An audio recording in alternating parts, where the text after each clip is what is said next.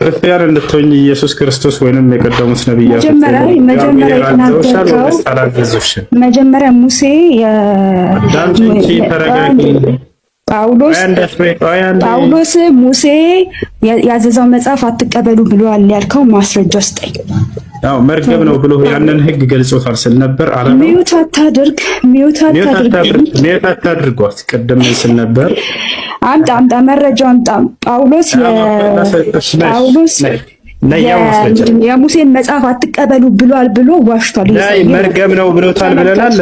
ላሳይሽ ነው ናይ የሙሴን መጽሐፍ ነው መርገም ያለው። ተመልከቱ ምን እንደሚል ማለት ነው። መርገም ነው ብሎታል። ቆይ የሙሴን መጽሐፍ አትቀበሉ ብሏል። አትሰማም እንዴ? ለምን ትደረጋለሽ? ሚውት አታድርግ። የሙሴን መጽሐፍ አትቀበሉ ብሏል። አንበቤ ቁጥር 13 አንተ ራስህ አንብብ። በእንጨት ይኸው ተመልከቱ። እኔ ላንብብልህ ችግር የለውም። ምን ብሎ እንዳመጣ ተመልከቱ። እሺ በእንጨት ሂራ ምን ያደርጋችሁ ነው? እሺ ተቀጥ እሺ ወይ አንተ አንብበው። ጳውሎስ የሙሴን መጽሐፍ አትቀበሉ ብሏል ተናግሯል ነው ያለው። እሺ አትዋሽ ላይ መርግም ብሎታል። ያን ህግ ስንል ማስረጃው ብሎ ያመጣው ቁጥር 13 ላይ ነው። በእንጨት የሚሰቀል ሁሉ የተረገመ ነው ተብሎ ተጽፏል፣ ክርስቶስ ለኛ እርግማን ሆነ የሚለውን አመጣ ማለት ነው። ጨርሽ አንተ ነሽ ላም እየጨነቀው ነው። አንብብ በስነ ስርዓት ከኛ አይደለች እንዴ? አዳምጪ። እሺ 13 አንብቤ ያልክን 13 አንብቤልሃለሁ። አልጨረስሽም። ለምን ተዋሻለሽ? እዚህ አይደለም 13 አንብቤ ያልክን 13 አንብቤልሃለሁ። ቀጥል። አንብቢው ላይ ያው ልስማሽ። ወደዛ ጠጋ አድርግ። ስንተኛ ነው ማነብልህ? ስንተኛ ነው ማነብልህ? እሺ ረቅ አድርገው። በእንጨት የሚሰቀል ሁሉ የተረገመ ነው ተብሎ ተጽፏልና አለ። ኦኬ። ከዛ ክርስቶስ ስለ እኛ እርግማን ሆነ፣ በሕግም እርግማን ዋሽቶናል ይላል። 13 ከሕግም እርግማን ዋሽቶናል። እኮ ከሕግም እርግማን ዋሽቶናል። ስለዚህ የሙሴ መጽሐፍ አትቀበሉ ያልከውን አምጣ ማስረጃ። የሙሴን መጽሐፍ አትቀበሉ ብሏል ጳውሎስ ያልከውን ማስረጃ አምጣ። ለብዛ ውሸታም እንደሆን ህዝቡ ይስማ ማለት ነው። አምጣ ማስረጃ። ምክንያቱም ታወራው ክርስትና ላይ ስለሆነ ውሸት አለ። አምጣ ማስረጃ ነው ያልኩህ። ማስረጃ አምጣ። ጳውሎስ ላይ ዋሽተሃል። አምጣ ያመጣኸው ማስረጃ። እንደዛ አይደል? አትወጫትም ወላሂ አትወጭም። ዛሬ ይሄን በደንብ ሳናወራ አትወጭም። በእንጨት ላይ ደንግጣቸዋል። በኢየሱስ በእንጨት ላይ የሚሰቀል ሁሉ ይውት አታድርጊ። እሺ አሁን በቃ አዳምጪ። በእንጨት ላይ የሚሰቀል ሁሉ የተረገመ ነው ተብሎ ተጽፏልና ክርስቶስ ስለ እኛ እርግማን ሆኖ ከምን እርግማን ዋጀን ነው የሚለው? አንብቢያችን ከሕግ እርግማን አስቀድሞ የተሰጠ ከዛ ከሰጣቸው ከሕግ እርግማን ዋሽቶና ይላል እንጂ የሙሴ መጽሐፍ አትቀበሉ አላለም። አየህ አንተ ውሸት ተናገርክ። በጣም የማመሰግነው በክብር ጥያቄን ስለመለስክልኝ። እስኪ ስለ እስልምና የሆነ ነገር በለኝ። በእርግጥ እስልምና ትክክለኛ ሃይማኖት እንደሆነ አውቃለሁ፣ ግን የሆነ ነገር በቃ የሚያሳምን የሆነ ነገር በለኝ። ኢስላም ብሎ ማለት ከቃሉ ስንነሳ አልኢስቲስላሙ ሊላሂ ወህደህ ወልኢንቅያዱ ለሁ ቢጣዓ ወልኹሉስ ሚነ ሽርክ ወልበራአት ሚን አህሊህ ከዛሊክ። ኢስላም ብሎ ማለት ለአንድና ብቸኛ ለሆነው ፈጣሪ ራስን ማስገዛት ማለት ነው። ለእርሱ ብቻ በእርሱ ላይ ቅንጣትን ሳታጋራ። በኢስላም ላይ ትልቁ ጸጋ ይሄ ነው። ወደ ማንም አትሄድም። አንድና ብቸኛ ነው በማንነቱም በምንነቱ። ለእርሱ በቀጥታ ነው ማንኛውንም ኃጢአትህንም ሁሉ የምትነግረው። በሁሉ ነገር ላይ የምታማክረው እርሱን ብቻ ነው። ሙሐመድ ሆይ ፍጥረታቶች ስለኔ ከጠየቁህ እኔ ቅርብ መሆኔ ብቻ ንገራቸዋለሁ፣ ወደ አንተ ይምጡ አላለም። አንተን ካለመኑ በአንተ በኩል ካልሆነ አልቀበልም፣ በሸሆች በሀገረ መሌ ምናምን በመልአክ ምናምን አይሰማም፣ በቀጥታ እኔ ብቻ ለምኑኝ አለ። ለማንኛውም ባሪያው የከፈተው በር እሱን ብቻ ነው፣ ሌላን ማንንም አላደረግም። አያችሁ፣ መልአክ ይሁን የፈለገ ይሁን ቢጸድቅ ለራሱ ነው። ነብይ ይሁን ቢጸድቅ ለራሱ ነው። ማንንም አካል በመካከል እንዳታስገቡ ብሎ እንዳውም አዞናል። በቀጥታ እኔን ጥሩኝ አለ። በቃ ነብያቶች የሚያደረጉት ይሄን ብቻ ነው። ነብያቶችም ወደዚያ ወደ አንድ አምላክ ብቻ ነበር አምልኮን የሚሰሩት። ህዝቦቻቸውን የሚያዘዙት በዚህ ነው። ወድዑኒ አስተጅብ ለኩም ይላል አላህ። እኔን ብቻ በቀጥታ ለምኑኝ እኔ እቀበላችኋለሁ አለ። ይታቻል ወኢዛ ሰአለከ ዒባዲ ዐኒ ፈኢኒ ቀሪብ ኡጂቡ ደዕወተ ዳዒ ኢዛ ደዓን ፈልየስተጂቡ ሊ ወሊዩእሚኑ ቢ ለዐለሁም የርሹዱን ይላል። ሙሐመድ ሆይ ባሪያዎቼ ስለኔ ከጠየቁ እኔ ቅርብ መሆኔን ብቻ ነገራቸዋል። በቀጥታ ከኔ ጋር ብቻ ግንኙነት ያድርጓል። አንደኛ ይሄ ነው። ኢስላም ማለት ይሄ ነው። እርሱን በብቸኝነት መገዛት፣ በእርሱ ላይ ቅንጣትን ሳታጋራ አምላክ በነቢያት በኩል ያዘዘህን ትእዛዛት መፈጸም ነው። ታቻለ ያን ሁሉም ነቢያት ወደዚህ መንገድ ነው የተጣሩት። ይህን መንገድ ለተከተለ ሰው ምን አለው ከተባለ በምድር ላይ ከጥመትና ከተሳሳተ ሰይጣናዊ መንገድ የሚጠብቅ የሆነ ብቸኛው መንገድ ነው አላህ በነቢያት በኩል ያወረደው መንገድ። በቀጣዩ ዓለም በቀጥታ ጀነት እንድትገቡ የሚያደርጋችሁ ብቸኛው አምላክ በነቢያት በኩል ያሳወቀን መንገድ ነው ኢስላም። ታቻለ አላህ በቁርአን ላይ ሲነግረን ምን አለ? ኢነ ዲነ ዒንደላሂ ልኢስላም ይላል። ከእኔ ከአምላካችሁ ከአላህ ዘንድ ቀጥተኛው ትክክለኛ ሃይማኖት እስልምና ብቻ ነው። ወመን የብተጊ ገይረ ልእስላሚ ዲና ፈለን ዩቅበለ ሚንሁ ወሁወ ፊል አኺረቲ ሚነል ኻሲሪን አለ። ከእስልምና ውጭ ሌላን ሃይማኖት የፈለገና የተከተለ ሰው ያ ሃይማኖቱ ከኔ ዘንድ ተቀባይነት የለውም ነገ አለ። ይልቁንስ ከከሰሩት ሰዎች ከገሃነም ሰዎች ይሆናል ብሎ ተናግሯል። ከወዲሁ ነቢያቶች ሁሉ እንዳለ ለአንዱ አምላክ ብቻ ታዛዥ ሁኑ፣ ሙስሊሞች ሁኑ እያሉ አዘው ነው የሄዱት።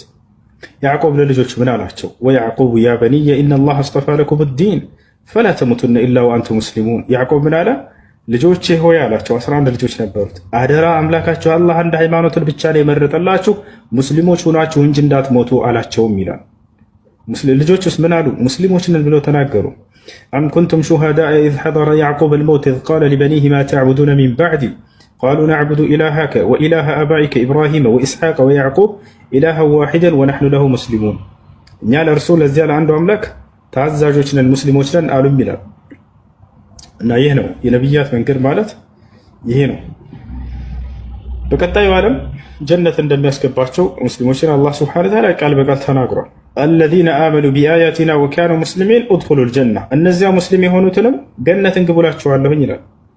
ነቢያችን ሰለላሁ ዐለይሂ ወሰለም በሐዲስ ላይ ቃል ይገባሉ። ምን አሉ? አልጀነቱ ላ የድኹሉሃ ኢላ ነፍሱን ሙስሊም አሉ። ገኔውልስ ዘቢባ አቤት። አሰላሙ አለይኩም። አቤት። ወአለይኩም ሰላም። ልጅሽ ስንት ዓመቱ? ያናግረን እስኪ ወደዚህ አድርግ። ኢላን 4 ዓመቱ። ወይኔ ቪዲዮ ላይ ነን። አሰላሙ አለይኩም። ወአለይኩም ሰላም። እንዴት ነህ? ደህና ነኝ። ማነው ስምህ? ኢላን። ኢላን ማሻአላህ። ስንት ዓመትህ ነው? ኬጂ ሰሪጋ 5 ዓመትህ? እናትህ 4 ነው እኮ ያለችው። ማነው ትክክለኛው? ማስረጃ እኔ ነኝ በላ። ማሻአላህ። ቁርአን ትቀራለህ? እስኪ ቁርአን ቅራ። እስኪ ቅራ። አብዱላሂ ሚነሽ ሸይጧኒር ረጂም ቢስሚላሂ ረህማኒ ረሂም ማሊኪ የውሚዲን ኢያከ ነዕቡዱ ወኢያከ ነስተዒን ኢህዲነል ሲራጠል ሙስተቂም ወለዷሊን አሚን። ማሻአላህ ማሻአላህ። ጎበዝ ነህ ማለት ነው አይደለ? አዎ ጎበዝ። ማሻአላህ ማሻአላህ ጎበዝ። አሰላሙ አለይኩም ውሱ። ጥያቄ ነበረኝ። ወይኔ ላይ ብላይ እንደገባው እኮ አላወቅኩም። እሺ ጥያቄሽ ምንድን ነው? ይኸው የመጀመሪያ ልጅን ሳውዲ ሁኜ ስወልድ ማለት ነው በእስር ቤት ነው የላኳትና የ3 ወር በሰላም እናቴ ጋር ከገባች የ3 ወር ጾም ተሳልኩኝ። ከዛ ደግሞ ቀዷ ምናምንም ነበር ቀዷ ምናምንም ነበረብኝ 6 ወር ሆነና አልቻልኩም፣ አልጾምኩት። በጣም በዛብኝ። 11 ዓመቱ ጾሙ ቁጭ ብሏል። እና ሌላው ጥያቄ ደግሞ ይሄ በየወሩ ፔሪዳችንን ስንጨርስ ልክ ሶላት ስጀምር እኔ 7 ቀን አላህ ያኮረፈኝ ነው የሚመስለኝ እና ተጣጥቤ ስጀምር ይሄው አላህ እንግዲህ መጣሁ በለኝ ብዬ ነው ሶላቴን የምጀምረው። እንዴት ነው ይሄ ነገር? አላህ አላኮረፈሽም። እንደሱ አይባልም። አላህ ሱብሓነሁ ወተዓላ ኩራፊ የሚል ባህሪ የለውም ሲጀመር። አላህ ሱብሓነሁ ወተዓላ ስለራሱ የተናገራቸውን ባህሪያቶች እኛ እናጽድቅለት። አላህ ሱብሓነሁ ወተዓላ ይሄን ነገር በአንቺ ላይ የደነገገው ስለምትወልጂ ነው። የወር አበባ መምጣት በሴቶች ላይ እርፍ የሆነ ድንጋጌ ነው። ምንም በእናንተ ጥፋት የመጣ ነገር አይደለም። ነቢያችን ሰለላሁ ዐለይሂ ወሰለም ስለ ወር አበባ ደም መምጣት ሲጠየቁ ሱኢለ ረሱሉላህ ሰለላሁ ዐለይሂ ወሰለም አኒል ሐይድ ፈቃል ሃዛ አምሩን ከተበሁ ላሁ ዐላ በናቲ አደም። አላህ ሱብሓነሁ ወተዓላ በምን የወር አበባን በሴት ልጆች ላይ ሊያመጣው እንደቻለ ነቢያችን ሰለላሁ ዐለይሂ ወሰለም ሲጠየቁ ምን አሉ? ይህ አላህ በአደም ሴት ልጆች ላይ የደነገገው ድንጋጌ ነው አሉ።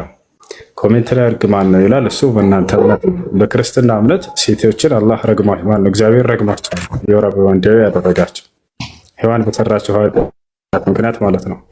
ረገማት ይላል። እዚያ የወር አበባ እንድታይ ተደረገ። መርገም ነው የወር አበባ። በእስልምና ግን የእርግምና ውጤት አይደለም እሱ። እንደ አጠቃላይ በዚያ ምክንያት ሴት ልጅ እንዳውም በሚደርስባት መከራ፣ ስቃይ በወር አበባ ምክንያት ከአላህ ስብሐነሁ ወተዓላ ዘንድ አጅር ምንዳ ታገኝበታለች። ያ ነው እና እንደዛ ብለሽ መጀመሩ ስህተት ነው እሱ።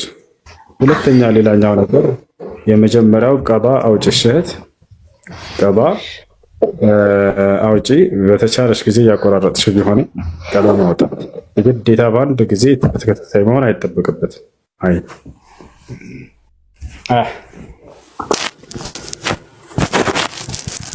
ሰላም አለይኩም።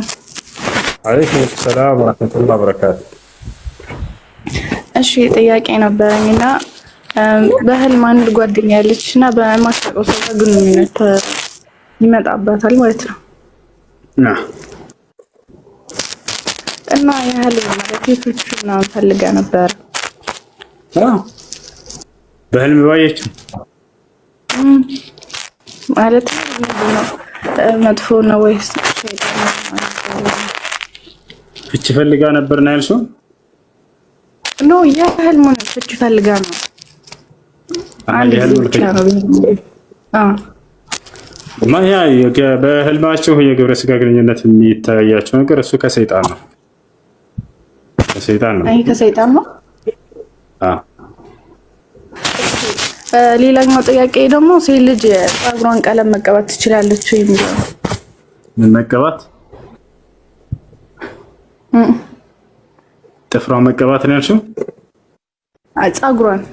ፀጉሯን ቀለም መቀባት ትችላለች።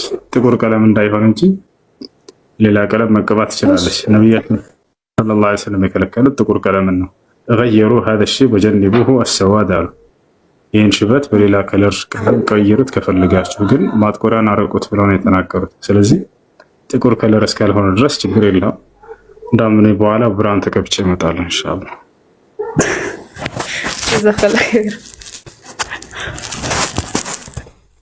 ጥያቄ አለ ከቤት? እሺ ኡስታዝ አንዴ ነው ጨርስ። ወይስ ተራብ ጥያቄሽ ምንድን ነው? ከባለቤቴ ጋር ተለያይቼ ነበርና አሁን ላይ ደግሞ ረጃቷ ላይ ስንለያይ ግን ገንዘብ ምናምን ሰጥቼ ነበር ወጣን። እሺ ከተፋታችሁ ምን ያክል ጊዜ ሆናችሁ? 2 ወር። እሺ ረጃቱ ካለ በልሻለሁ ካለ ያንን ገንዘብሽን ሊመልስ ይገባል። ገንዘቡን መመለስ አይፈልግም፣ ጠፍቷል። መመለስ አለበት። ያንን የወሰደብሽን ሐቅሽን ወስዶ ከሆነ ያንን መመለስ አለበት። አይ እሱም መመለስ ካልቻለስ ችግር የለውም። ያው ያንን ቀስ ብሎ እንዲመለስ አድርጊው እና ተመላለስ፣ ችግር የለውም። በዒዳ ጊዜ ረጃት ካለ ኒካሁ ይመለሳል። ያ ግን ሐቅሽ ነው፣ መመለስ አለበት እሱ። ያንን አልሰጥም ቢል ወንጀለኛ ይሆናል ከአላህ ሱብሓነሁ ወተዓላ ዘንድ። እሺ ኦኬ። እኔ አውፍ ካልኩለት እስካልሽ ደግሞ ትችያለሽ አውፍ ማለት፣ ግን ሐቅሽ ነው እሱ። አውፍ ብትል ችግር የለውም። ኦኬ። ግን ኒካሁ ያኔ ይመለሳል፣ ችግር የለውም። ለምን እንደዛ አርክ ምናምን ብዬ እንትን ስለው ደግሞ አይ የሚመለስ አልመሰለኝም እና ነውና አውቄ ነው ምናምን አለኝ። ደግሞ መጨረሻ ላይ እኮ አንቺ አሁን ሐቅ አለሽ፣ ያ ገንዘብ የአንቺ ሐቅ ነው። ሁለት ምርጫ አለሽ፣ ወይ በቃ በላምጣ ገንዘቤን ማለት፣ ወይንም ደግሞ ይቅር ብዬልሃለሁ አውፍ ብዬልሃለሁ ማለት። ያ ነው እኔ ከሱ ጋር መመለስ አልፈለኩም ነበር። ካልፈለግሽ ደግሞ ያን ሸሪዓ ፍርድ ቤት በአቅራቢያሽ ሄደሽ የሆነውን ነገር ተነግራቸዋለሽ። እነሱ ይጠሩትና መልስላት፣ ካልሆነ ፍታ ይሉታል። አይ አልቀርብም አልመጣም ካለ ሸሪዓ ፍርድ ቤት ራሱ ያንን በዒዳ ጊዜ ረጃዕት ብሎ የመለሰውን ኒካህ እነሱ ያወርዱታል። ኦኬ ሽክራን ጀዛከላሁ ኸይር ወያኩም። ሁለት ጥያቄ አለ። حسين نعم اريد اطلب منك طلب صغير ممكن؟ طيب تفضل. اريدك يعني تقول للناس انه يعملوا لي فولو، اريد اوصل 2000 متابع، الحين عندي 1500.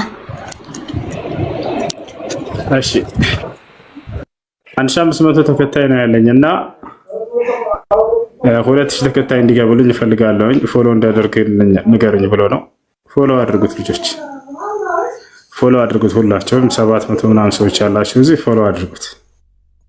እሺ ይቀጥል።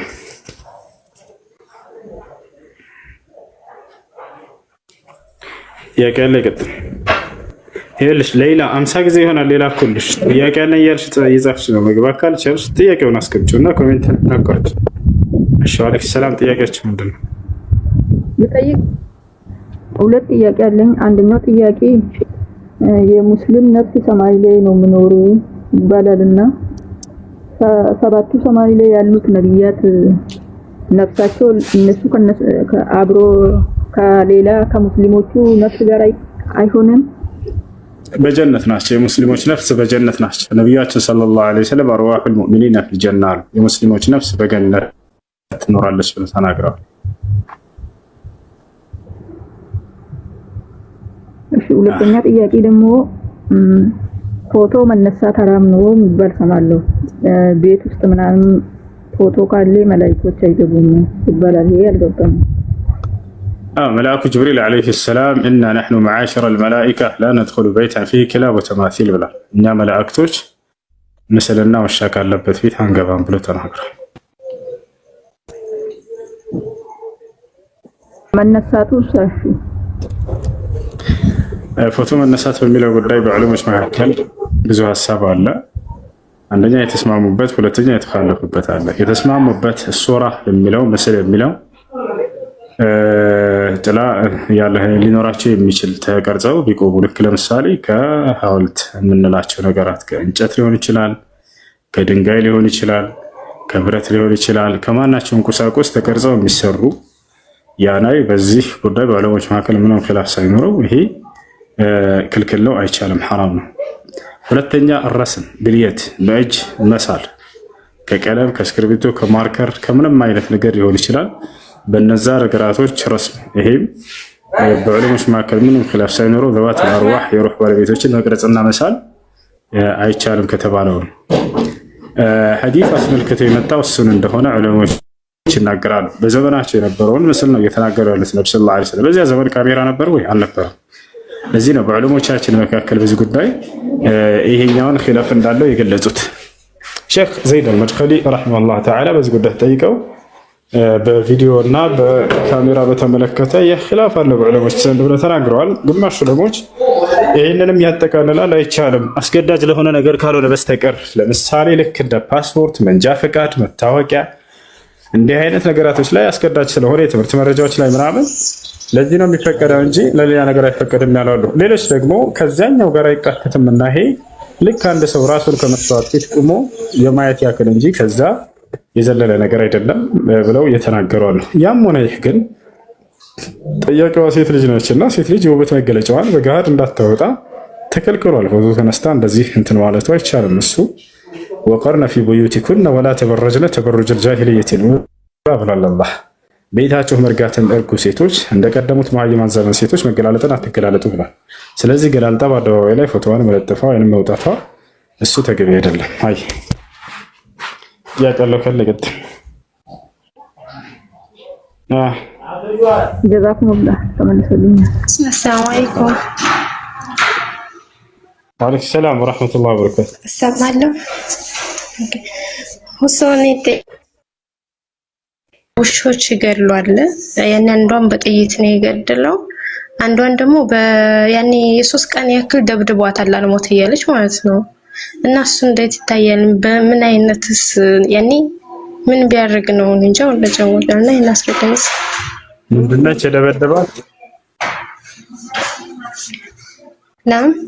ምንድነች የደበደባት?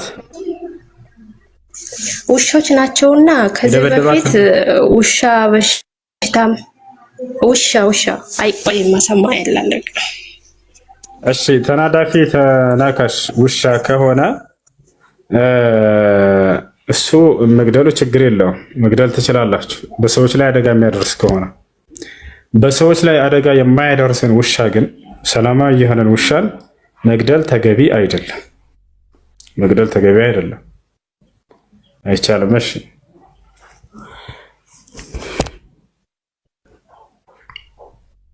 ጥያቄ ያለው ካለ ይቀጥል።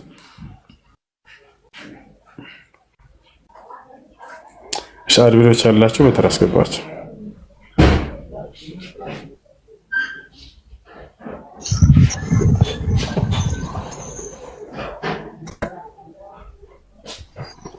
ጥያቄ አለኝ። እሺ ጥያቄ ምንድነው? እኔ ሙስሊም ነኝ እና ከዚህ በፊት የሴት ጓደኛ ነበረችኝ፣ ክርስቲያን ማለት ነው። እሺ እና አንድ ቀን እንደዚህ እንሂድ ስትለኝ ከሷ ጋር ቸርች ገብቼ ነበረ።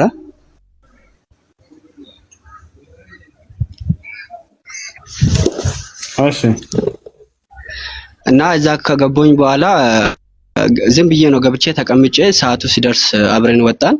ከዛ በኋላ ጸጸተኝ። ግን እየጾምኩ ባለፈው ረመዳንም ጾሜ ነበር፣ አሁንም ይሰግዳለሁ። ግን እስካሁን ድረስ በቃ በውስጤ ላይ ጥያቄ ሆነብኝ። ከፈርኩ በሚለው በጣም ውስጤ ላይ ቁጭት ፈጠረብኝ። ቤተክርስቲያን ሄደህ አምልኮ ሰርተሃል ወይንስ አልሰራህም? ዝም ብለህ ቁጭ ብለህ ነው የወጣኸው አይደል? አልከፈርክም፣ ከእስልምና አልወጣህም? አልወጣሁም። ጥያቄ ምንድን ነው? እና እዛ ገብቼ እሱ ምናልባት ያስወጠኛል በሚለው ነው እዛ ገብቼ መውጣት የራሱ ከእስልምና ያስወጠኛል በሚለው ፈርቼ ነው። አያስወጣህም። ከቤት አስወጥቶ ቤተ ክርስቲያን ውስጥ ነው ያስገባህ። እስልምና አላስወጣህም።